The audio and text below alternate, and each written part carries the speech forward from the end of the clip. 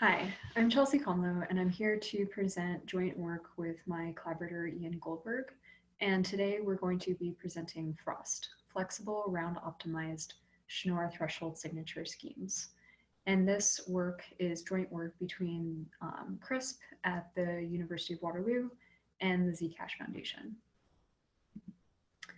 So first of all, let's talk about what are threshold signatures. So you can think of single party signature schemes where you would have a single public key and signing is done using some secret signing key. And a signature is issued such that the public key can be used to verify the integrity of the signature. So threshold signatures are similar in that they provide the same functionality, but instead of one single secret key, there is a set of shares over that secret key. And so here we see a 2 out of 3 scheme where we see 3 possible signers, but only 2 of the 3 signers are required in order to issue a signature. But there is a joint public key that can be used to verify that signature once it is issued. And one thing to know is that in a threshold signature scheme, the full secret is actually never reconstructed. So participants perform signing using only their secret share. And so they actually never aggregate the complete secret, which is different than in something like plain Schnorr secret sharing. So I'll talk really quickly about what is the contributions of FROST, and then we'll look into how FROST compares in the literature, and we'll look at the FROST protocol in detail. So what are the main high-level contributions of FROST? Well, we define a 2-round signing protocol. So in FROST, you can issue threshold signatures using 2 rounds amongst all signing participants, or you can optimize to a single round protocol with a pre-processing phase. So you can do pre-processing phase in kind of a batch up front, and then signing only requires 1 round amongst all participants. Signing operations in FROST are secure when they're performed concurrently. So we'll dig into this more as well, but in the literature, there is an attack when signing operations are performed in parallel, and FROST is secure in this setting. Signing can be performed with a threshold T number of signers, where T can be less than the number of possible signers N. So this is a nice property that we kind of talked about before, where you can have N signers, but you only need a subset of those signers in order to issue valid signatures. And FROST is secure against an adversary that controls up to T-1 signers. So long as you have at least 1 honest signer participating in the signing operation and the adversary controls T-1 signers in total, then FROST is secure. So there are trade-offs among threshold signature schemes, and we'll talk about what these trade-offs are, and then we'll talk about how FROST compares to prior schemes. So as we alluded to, the number of signing rounds in a threshold signature scheme is important. So the number of rounds during key generation is a little less important because ideally you would perform key generation not very often, whereas signing is something that you'd perform a lot more often. And so the number of signing rounds to generate 1 signature is something that's important to consider when looking at constructions. Another thing that's important to consider is whether or not the protocol is robust. So can the protocol complete if any of the participants misbehave, or does the protocol require aborting in the case of misbehavior? Another thing that's important to consider is the number of signers that are required.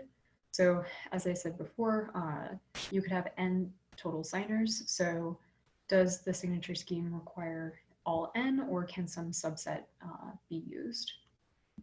And another trade-off is whether or not the protocol is parallel secure. So we talked about this before and alluded to this attack. In the literature, it's known as the Drijvers attack due to the authors that first published it.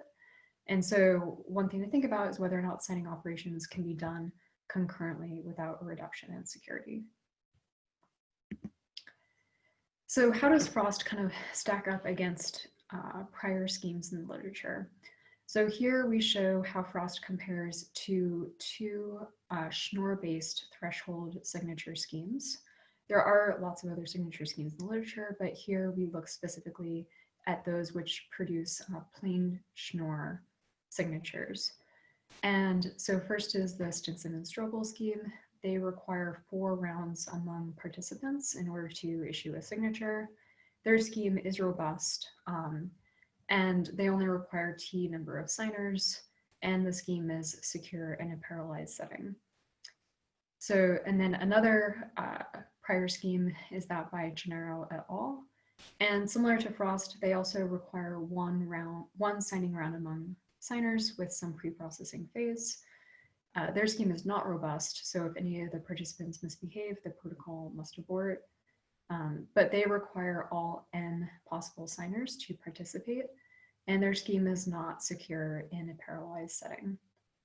Whereas for Frost is a little bit of both of these schemes. So like the Gennaro et al. Scheme, it requires only one signing round with preprocessing.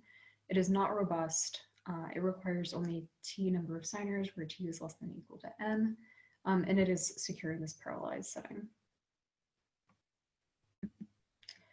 So now we'll look at how single party Schnorr signing and verification works. And then we'll talk about how this compares to signing in a Frost-based context.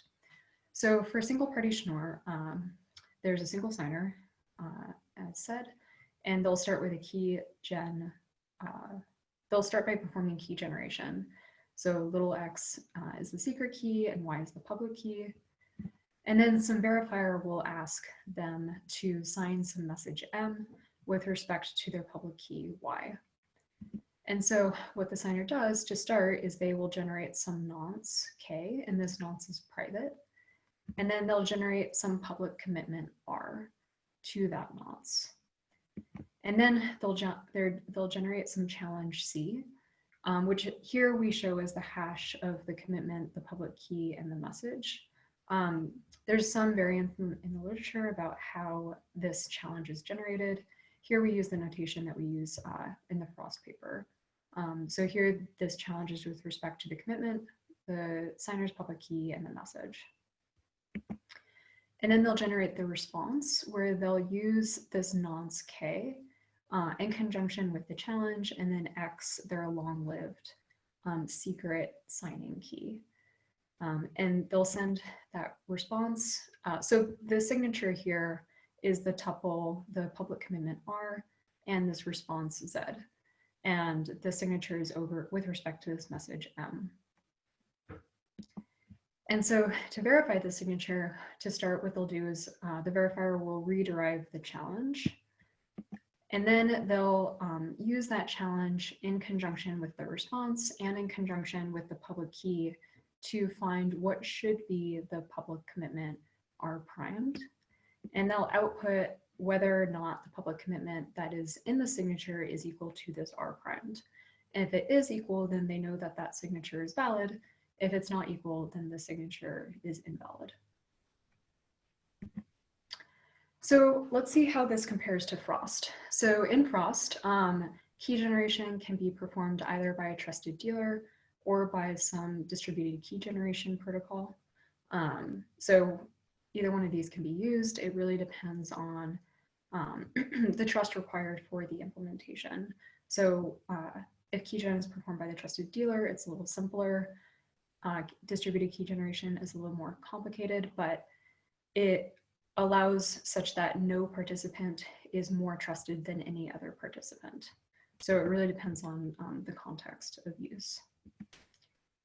In the Frost paper, we do show keygen is being performed by a DKG. So in this case, the DKG is an n-wise Shamir secret sharing protocol where every participant acts as the dealer. So really the difference is whether or not you have one participant going through the steps of a dealer or all n participants acting as a dealer and then performing some aggregated functions at the end. But really what's important is that after key generation, every participant will hold a secret share SI, and that secret share is with respect to the kind of long-lived secret S and public key yi. So this public key with respect to each participant is used for verification during signing. It's not really exposed publicly. But what is exposed publicly is this joint public key Y, which represents all of the signers within the scheme. And for signing for Frost, this can actually be performed in 2 rounds, as I said, or optimized to a single round with pre-processing. And here we show Frost signing with respect to a signature aggregator, but this can be performed without centralized roles as well. So we show these kind of untrusted or trusted to not perform denial of service attacks roles for simplicity, and because often this is what will be used in practice.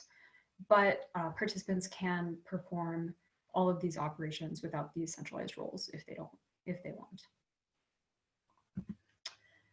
So we'll walk through this step, how Frost signing works step by step. So again, here we show Frost pre-process. However, this is really kind of the first round in the signing protocol. So to start, every participant will begin by generating a set of nonces.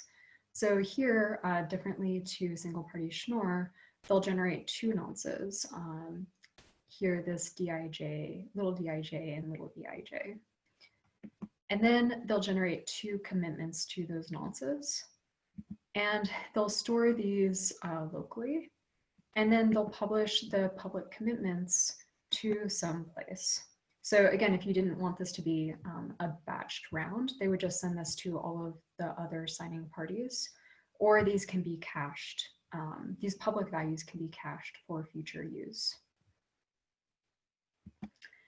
And then to begin signing, here we show the signature aggregator, assuming that these public commitments are cached somewhere.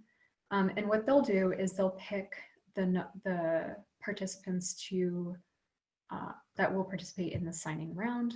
So here they're picking participants 1 through T, and they'll also pick the public commitments that will be used for those signers for this signing operation. And so they'll create this B value, where this B value is a set of tuples, 1 tuple for each signing participant, with the commitments that will be used for that signing operation. And then they'll send the message to be signed along with B to every signer. And then something that's different, quite different to single party Schnorr, is every signer will begin by generating this binding value row. And what this binding value is it is a hash with respect to the index for this participant, the message to be signed, and this B value, which constitutes all of the commitments for all of the signers in this signing operation. And so they generate 1 binding value for all of the signers that are participating. And essentially what this is used for is it binds this signer's signing share to this index, to the message, and to this B value. And then they'll use this binding value R when generating the public joint commitment for all of the signers. So they'll use both of the commitments, DI and EI, for each of the ith participants in conjunction with this binding value. And then similarly to in single party Schnorr, they'll generate the challenge, which again is the hash of the group's public commitment, the public key, and the message to be signed. And then they'll generate their own response. So here they'll use both of their own nonces, little di and little ei, in conjunction with the binding value rho I. And then they'll use the challenge C in conjunction with their signing share SI. And then this lambda I term is used so that they're essentially performing, allowing this Shamir secret sharing to be used additively. So what's important to see here is that without knowledge of little di and little ei, this row value cannot be removed or inverted from this signing share for this participant. So then they'll publish this ZI, and then what the signature aggregator will do, the signature aggregator can be any participant or maybe a third party, but they'll take all of these signing shares and then they'll publish the signature, which is the group commitment R, and then the set of signing shares ZI added together in order to produce Z. And here we can see that this signature format and verification are identical to single party Schnorr. So this is a nice thing because this signature doesn't leak the number of signers or the threshold or who signed or anything. It looks like any single party has published this signature. So we said before that Frost is secure against this attack, this Drijvers attack. So we'll discuss really quickly what would happen if Frost did not use this binding value row. So let's imagine the protocol before, but without this binding value row. So without that, an adversary could produce some challenge C star, which is the hash of some R star Y M star, but with the property that that itself is equal to the sum of some other hashes with respect to public commitments Ri and Mi. So we know from this attack that an adversary can compute this kind of value in polynomial time. And then they can send these Ris and Mis to the victim to sign, and the victim will produce these Zis as their responses. And using these responses, they would be able to generate a valid forgery over R star and Z, because as we recall, this response Z is the sum of all of the signing shares. And so without that binding factor, the sum of all of these challenge values Ci's, we know is equal to the challenge value C star. So essentially what the binding factor in Frost does is it makes every signing share strongly tied to this Mi and Ri value. So here, again, if an adversary were to take these Zis and try to sum them together to perform the same attack, this would actually result in an invalid signature. So using the verification step in single party Schnorr, signing using Frost and performing this attack in this way would not result in a valid signature. So that's specifically how Frost protects against the Drijvers attack. We'll talk really quickly about the protocol complexity. So for every signer that is added to this protocol, the per signer bandwidth overhead scales linearly relative to the number of signers. And that is because of this B value. So for every additional signer, they need to distribute this set of commitments to all the other signers. So each signer has a linear scaling relative to the number of signers. And then the total bandwidth complexity scales quadratically. And if we assume these kind of centralized roles, the network around complexity remains constant. Recall with these roles that they're trusted to not perform denial of service attacks, but they don't know any secret information, and they aren't trusted to kind of do anything beyond publish signatures and store public values. But the protocol can be done without these centralized roles, and the network around complexity would increase if that were the case. But that would be the same for any kind of threshold signing scheme that is not unique to Frost specifically.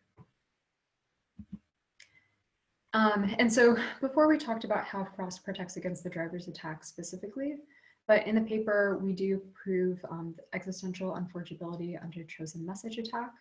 And we prove this for an interactive variant of Frost, and then we show how the security extends to plain Frost.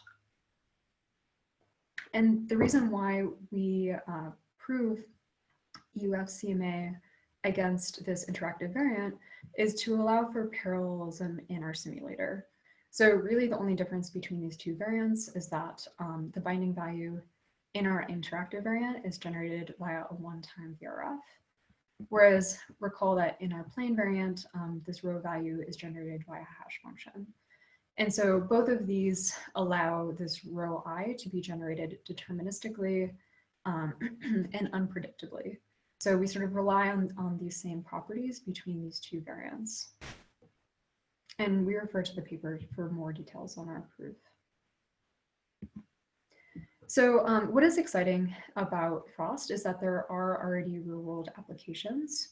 So currently, Zcash is planning to use Frost in order to allow for threshold signing of transactions. So in order to publish a transaction, you could have a set of people who want to sign that transaction, but in order to preserve privacy, using Frost would not leak the number of signers or the threshold or any kind of identifiable information. So that is the attraction for use of Frost in this context. There is also consideration for standardization of Frost by the CFRG currently. So we have a draft and it is being reviewed and considered for standardization. And finally, we'll be presenting Frost at an upcoming NIST workshop on standardizing threshold schemes. So we'll be looking at some of the desirable properties of Frost and how it compares to other schemes, and thinking about how can we further standardize something that will actually be useful to implementers. So what are the takeaways from this talk overall? So Frost improves upon prior schemes because it defines a single round threshold signing protocol with pre-processing. And what's important is that Frost is secure even when signing is performed concurrently. So there aren't kind of sharp edges. You know that in any setting, Frost is secure against these kind of attacks like the Drijvers attack, which improves upon prior work. And one thing that we also think is important to point out is that the simplicity and flexibility of Frost makes it attractive to real-world applications. So in talking to implementers and planning to present Frost at some of these standardization bodies, one thing we've heard from implementers over and over is that Frost is really simple, it's easy to reason about, it's easy to understand, and that is why we've seen some traction in actually using it in real-world settings. And so that's something we wanted to emphasize and a lesson learned for future protocol development as well. So you can find our paper and our artifact at this URL here. And I look forward to answering questions and to hearing thoughts and ideas and use cases about this. Thank you very much.